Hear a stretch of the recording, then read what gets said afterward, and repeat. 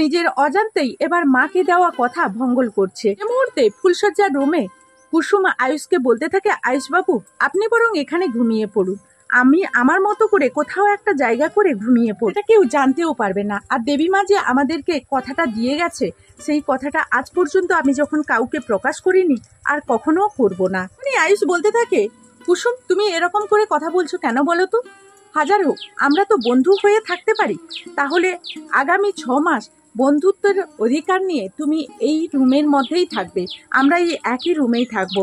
তখনই কুসুম বলতে থাকে, না না আয়ুষবাবু, আমি চাই না আমার কারণে আপনার রুমে আপনারই অস্বস্তি বোধ। কিন্তু খুব ভালো করে জানি যে আপনার মতো এত বড় মানুষের রুমে আমার মতো কাজের মেয়ে যদি থাকে, তাহলে কতটা খারাপ অবস্থায় আপনারা এখানে থাকবেন। সেই কারণে আপনি বরং এখানেই ঘুমিয়ে পড়ুন, আমি আমার মতো করে ঠিক ঘুমিয়ে নেব। কথা শোনা মাত্রই আয়ুষ জোর করে কুসুমকে কোলে তুলে নেয় আর বলতে থাকে, কেন এরকম করছো বলো তো তুমি?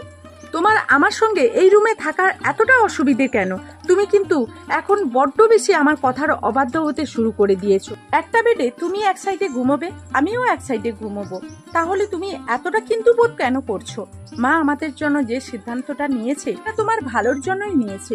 ভবিষ্যতে গিয়ে তুমি আমার জন্য কষ্ট পাও, সেটা মা কখনোই চায় না। তুমি আমাকে ভবিষ্যতে ভালোবাসো, চোখের জল ফেলাও, কষ্ট পাও, সেটা মা কখনোই চায় না।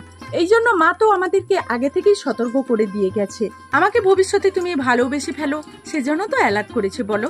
তার জন্য তো মা আমাদেরকে একে অপরের শত্রু বানিয়ে দেয়নি, কি বলো? তাহলে তুমি কেন আলাদা থাকতে চাইছো বলো? তুমি তোমার মতো করে এক সাইডে খাটে ঘুমিয়ে পড়ো, আমি আমার মতো করে ঘুমিয়ে পড়ছি, এক মুহূর্তের জন্য খাট থেকে নামার চেষ্টা করবে না।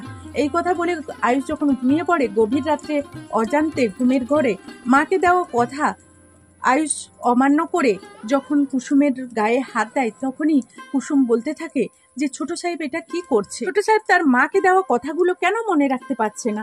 এর জন্যই তো আমি ছোট সাহেবের থেকে দূরত্ব বজায় রাখতে চেয়েছিলাম। অন্যদিকে কুসুম হাজার চেষ্টা করার পরও যখন ওখান থেকে উঠতে পারলো না, কুসুম যখন গোটা রাত জুড়ে আয়ুষের বুকে মাথা রেখে ঘুমোতে বাধ্য হয়, এই মুহূর্তে যখন সকাল হয়ে যায় তখনই আয়ুষের ঘুম ভেঙে যায়। আয়ুষ যখন দেখতে পায় যে কুসুম তার কাছে, তখনই আয়ুষ ভাবতে থাকে যে কুসুম আমার এতটা কাছাকাছি কি করে চলে এলো, আমি তো সেটাই বুঝতে পারছি না। তখনই কুসুমের ঘুম ভেঙে যায় আর কুসুম বলতে থাকে, ছোট সাহেব আপনি হয়তো ভাবছেন যে আমি ঘুমের ঘরে হয়তো আপনার কাছে চলে এসেছি, সেরকমটা কিছুই নয়। আমি আমার জায়গায় ঠিকই ছিলাম। মাঝরাত্রে আপনি ঘুমের ঘরে আমাকে এতটাই চেপে ধরেছিলেন, সে মুহূর্তে আমি এখান থেকে উঠে যেতেই পারিনি। তার পাশাপাশি আমিও আপনাকে সরাতে পারিনি, তার জন্যই গোটা রাত জুড়ে আপনি এরকম করেই ছিলেন। আপনি আমার কথা বিশ্বাস করুন শুন, এতটা সাফাই দেওয়ার কোনো প্রয়োজন নেই তোমাকে নিজেকে নিয়ে।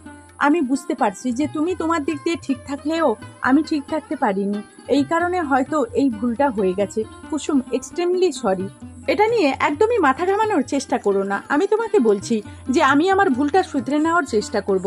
তো বন্ধুরা, এই ছিল কুসুম ধারাবাহিকের নতুন আপডেট। আবারও নেক্সট আপডেট নিয়ে তোমাদের সামনে হাজির হয়ে যাব। ততক্ষণ সবাই ভালো থাকো, সুস্থ থাকো, টাটা।